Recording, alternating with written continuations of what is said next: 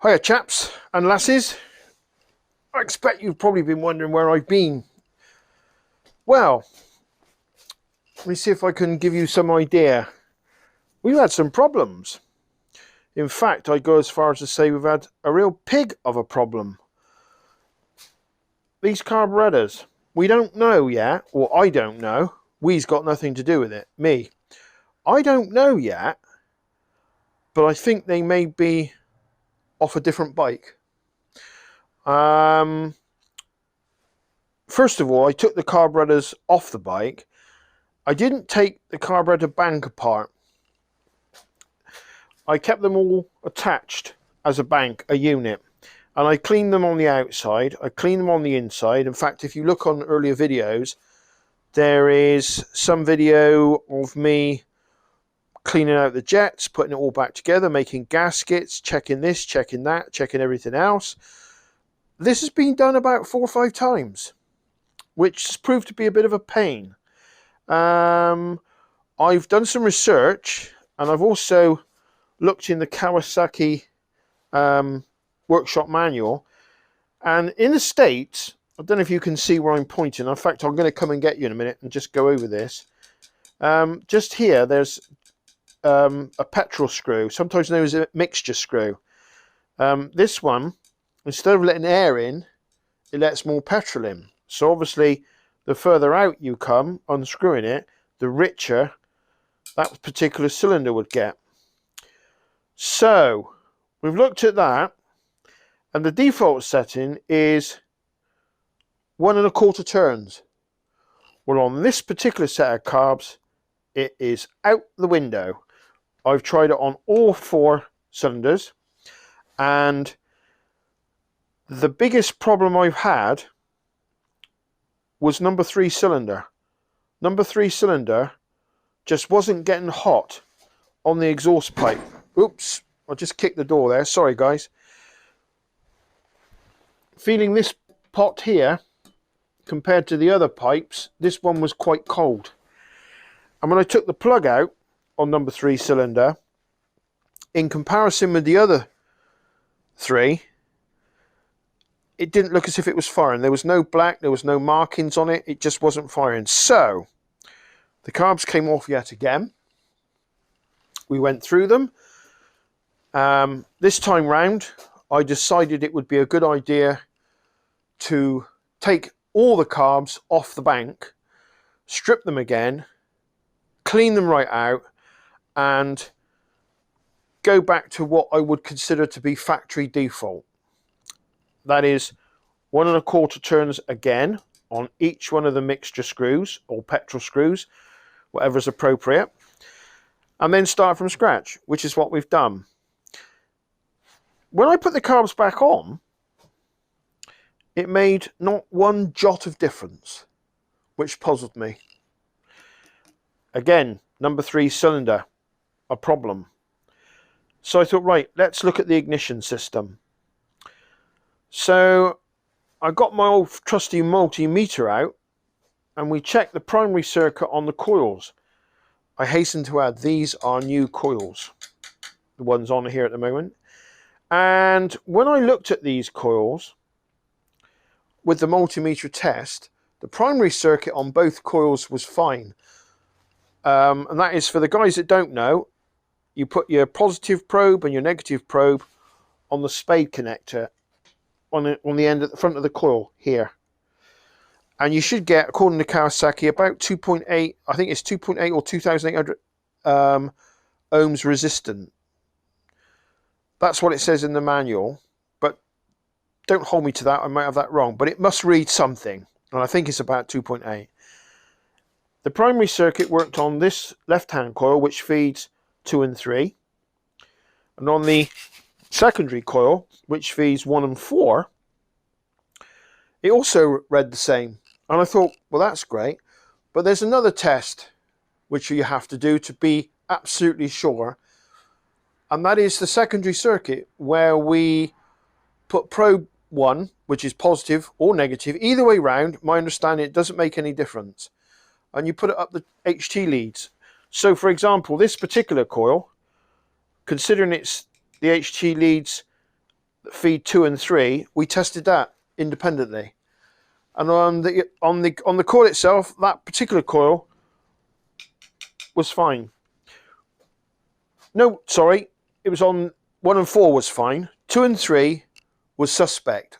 On the coil for 2 and 3, I got no reading at all with the secondary circuit on the HT leads.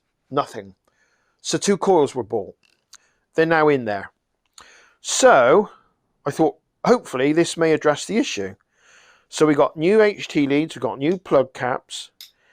I've got a test tank here, and we've also got some vacuum gauges at the top there.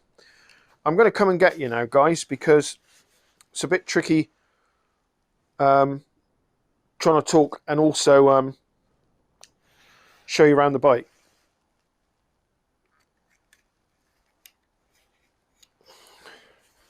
Right, so this is the setup. I don't know if you can see it very well. Test tank feeding in, obviously, as fuel would normally be fed in, but from the original tank, but this is from the test tank. This is the screw I'm talking about. Now, if anybody knows more about these and what effect it has on the engine with the running, please do put some comments on the bottom. I'm quite happy to learn. Every day's a school day. So there's one there and one on each carburetor going right way across to number 4. The gauges, well, I wouldn't buy them again, put it that way. The rubber splits, when you try and put them on, I've had to use several different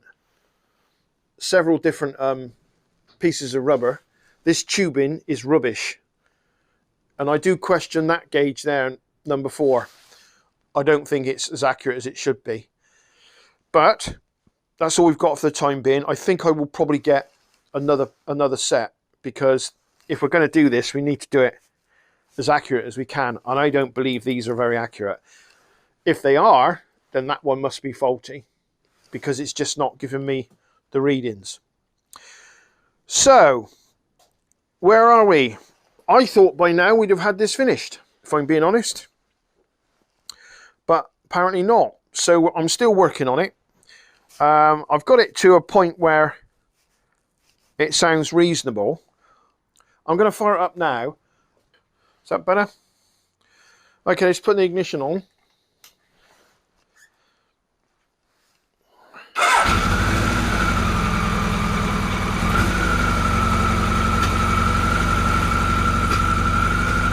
Number 1 is a bit out, but number 2 and number 3 are not too bad.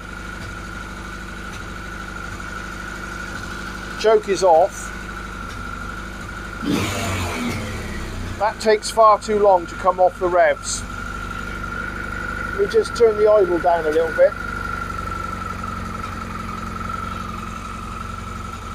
Watch number 4 gauge as we go. And the revs have now dropped. And they come back up again.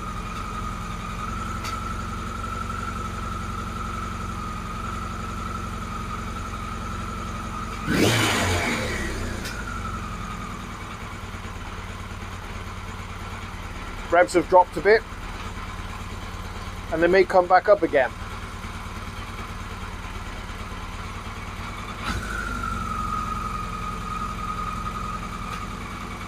That's probably rideable, but it's not as accurate as what I wanted. It really isn't. So, you can hear it for yourself.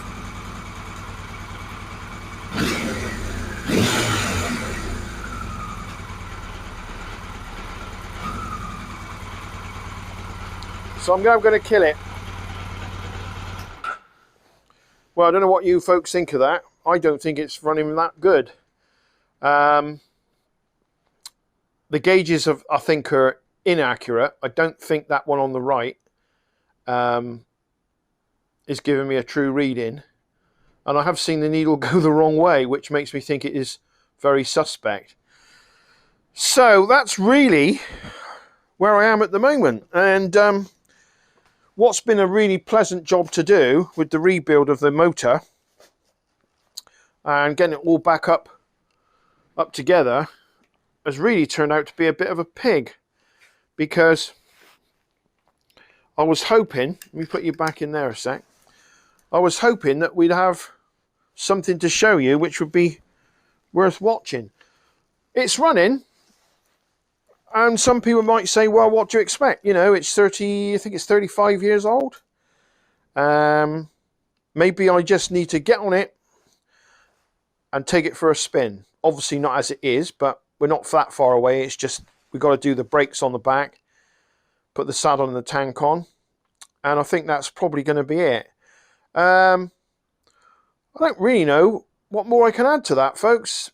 A little bit disappointed, if I'm being honest. I'm going to talk to Mikuni about those carbs and see what they say. There is part of me that thinks that it could well be that the history of the bike, or during its lifespan, I should say, someone's put these carbs on which are maybe from another machine. I know that when I was riding it before we had a problem, the plugs were black. It was running rich. I never bothered touching it because it seemed to run okay. I didn't get any heating problems with it, with the engine. I didn't get any problems with misfiring, anything like that.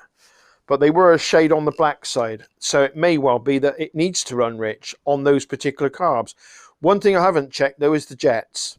They're the jets that were in there when I bought it.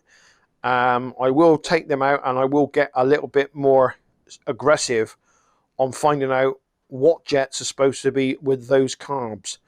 But that's in the future. At the moment, as I said, I think what I need to do is to get on it, take it for a spin, and see what it's like when it's done a few miles.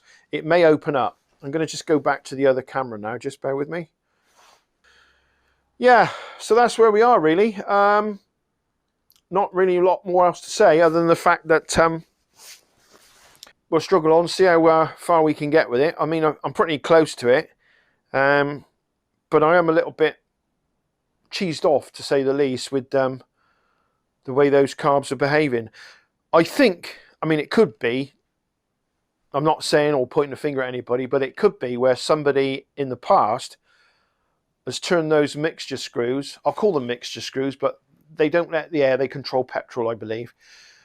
They may have turned those screws in so far that it may have damaged the seats on the base of on the casting, right down inside where those mixture screws reside. So I'm a bit concerned about that, because I don't think you can reseat them or do anything like that. I think it's a question really of well, new carb bodies, and I don't really want to do that. So we'll soldier on. We'll see if we can get it as good as we can get it. I will take it for a spin when it's all done, and I will come back to you. So this is just really a sort of a catch-up video to let you know where I've been, what I've been doing, and how the project's been going. Didn't expect to take carbs off 4 or 5 times, though, I have to say. The only other alternative would be to replace the ones we've got there with another set, maybe a second-hand set. But I'm still thinking about that. There is one other alternative as well, and that would be to take them off and do a complete rebuild kit on every carb with all the jets, the whole works. After that, I don't think there's a lot I can do. But I think we'll have to bear that in mind as another option. Anyway, I'm sure we'll get there. Hope you're all doing well. Just a quick message to everybody out there. Thank you very much for your viewing and your subscriptions. The channel's getting bigger. It's very early days, I know that. Please click and subscribe if you like it. It does help the channel. And as soon as I know what's what, and if I've got any more news with what I'm doing, then I'll come back to you, and then we can discuss the next step, which I think is probably going to be the ride, and see how it goes. Anyway, for now, I'll say cheerio, and I'm signing out. Bye.